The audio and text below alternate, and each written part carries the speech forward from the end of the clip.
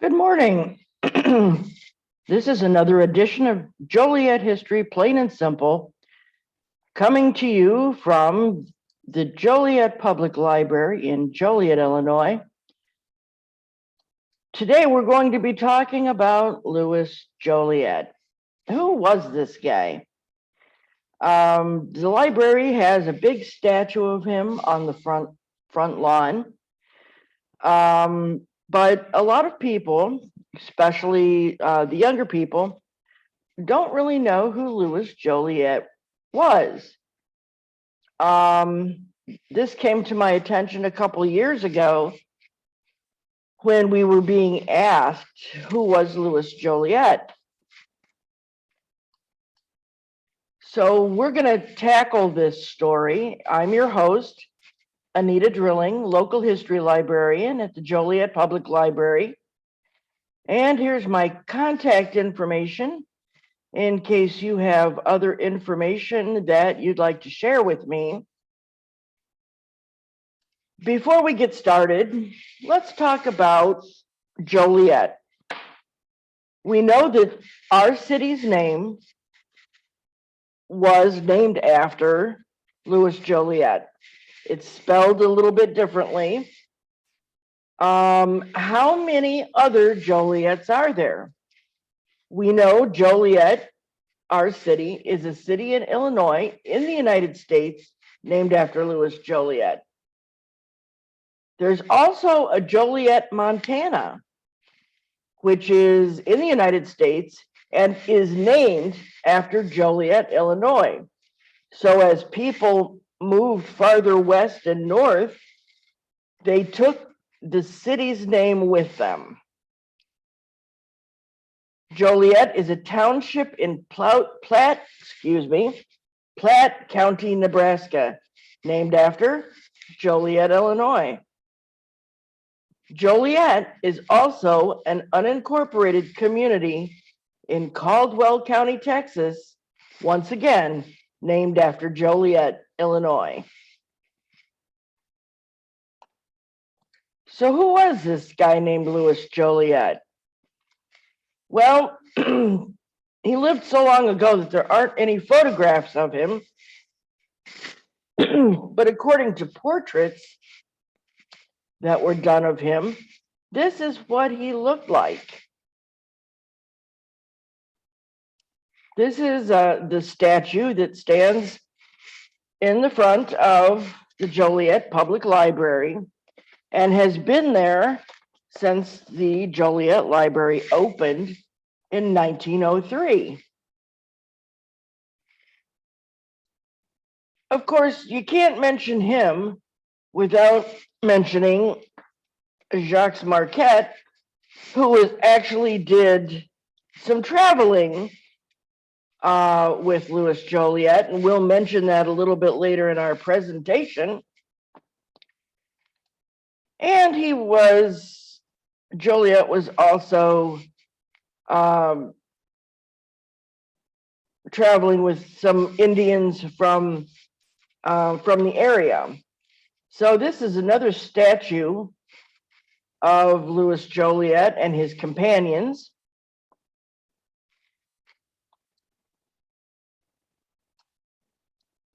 And this, of course, is how he traveled. And he traveled from Canada through the United States down the Mississippi River. And his hope was that the path that he was taking would lead him to the ocean.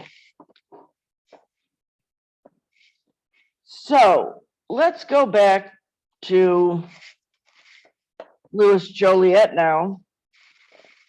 And we'll talk about that he was born in Beauport, which is near Quebec in Canada, in September of 1645. He was the third child of Jehan Joliet and Marie d'Abencourt. Little is known of his early years, except that his father died in 1651. Apparently, he began to study at the Jesuit College of Quebec in 1655. It was not until 1662 that he received minor religious orders from Bishop Laval. He was a diligent student and was accomplished also as a musician. He had some doubts as to his call to the priesthood, and he left the seminary. He became a fur trader. He also became proficient in surveying and map making. Joliet's willingness to risk the unknown and to command was soon recognized. So it's not really surprising that he was chosen by the government of France to be a member of the delegation, which under the leadership of Saint Lussan met with the chieftains of the Indian tribes assembled at Sault Ste. Marie in 1671. It was there that the intention of the government of New France to change the course of expansion from west to south was to result in a discovery of Illinois by Joliet and 6 companions, including Father Jacques Marquette. It is for this voyage of discovery in 1673 that Louis Jolliet is principally known. The primary purpose was not to discover the Mississippi, but to find where it emptied. France was looking for an avenue of commerce to Asia. The expedition left in 2 canoes from Quebec on an October morning in 1672. Arriving at Mackinac on December 8, 1672, Joliet delivered the order to Father Marquette that he should accompany him on this expedition. In May, they left Mackinac, taking with them corn, needles, beads, and other presents for the Indians. They followed the northern shore of Lake Michigan and then went down the west shore of Green Bay to what is present-day Des Prairies, Wisconsin. Then they ascended the Fox River to what is now Berlin, Wisconsin, continuing up the Fox River to the Portage and then crossing over to the Wisconsin River, south of the present city of Portage. They then proceeded down the Wisconsin River and into the Mississippi. 40 days later, after entering the Mississippi, a distance of about 1,100 miles, they reached the mouth of the Arkansas River. Afraid that they would fall into the hands of the unfriendly Spanish, they elected to return. The most important fact they discovered was that the Mississippi emptied into the Gulf of Mexico and not into the Sea of California, which they originally were looking for. In July of 1672, on the return trip, they passed again the mouths of the Ohio and Missouri rivers. They then traveled up the Illinois and Des Plaines rivers. Joliet looked upon the 2 rivers as one river system and called it Riviera de St. Louis. They crossed the low-lying ground, or portage, between the river and the south branch of the Chicago River. Joliet reached the present site of Chicago in September and proceeded north on the west shore of Lake Michigan, portaging into Green Bay, arriving at St. Francis Xavier Mission in October of 1673. Here, Joliet and Marquette parted, and Joliet returned to Quebec. Close to Montreal, his canoe capsized. 2 men, an Indian boy, and the box containing all his records and journals were lost.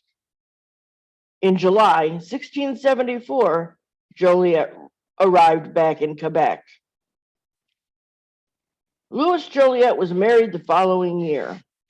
He worked as a merchant until he asked Governor Frontenac to go to the Illinois River Valley to begin settlement.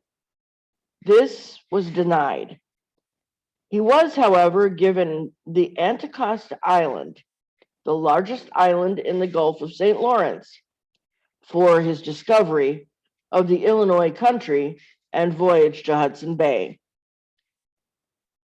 The Illinois, or the Des Plaines and Illinois River Valley, was the only section of all the country he passed through on his voyage that he fully described and had a desire to live in. It was at this time that Joliet could see that a ship could sail to Florida. All that needs to be done is to dig a canal through half a league of prairie from the lower end of Lake Michigan to the river of St. Louis, which empties into the Mississippi, which the ship could easily descend to the Gulf of Mexico. Louis Jolliet died in the summer of 1700. His place of burial is not known. He died in poverty, rich in land, but poor in money. The statue of Louis Jolliet, which stands on the lawn in front of the Joliet Public Library, was authorized by the Board of Directors on September 26, 1903. The sculptor's name, S. Asbjorns, is engraved into the base of the statue, as is that of the American Bronze Foundry Company. The statue was presumably in place for the opening of the new library building on December 14th, 1903. And so that, in a nutshell, is who Louis Jolliet was. We have a Mount Joliet, which is a mound which is currently very near Rockdale, off of South Larkin Street, right before you get to Route 6. There's a marker on the right-hand side that says, "This is the site of Mount Joliet, a national eminence named for the explorer Louis Jolliet." He apparently stayed on Mount Joliet and noticed that it was high enough and large enough for a great lookout over the waterway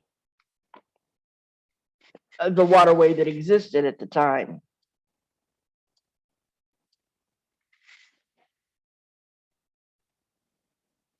The sign marks the former location of Joliet Mound, which was used as a navigation aid for early travel along the Des Plaines River from Chicago to the Mississippi River.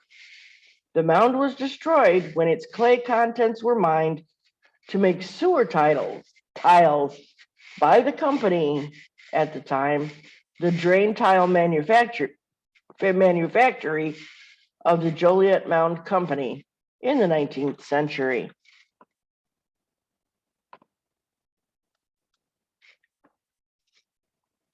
So, once again, this has been Anneta Drilling, the local history librarian at the Joliet Public Library.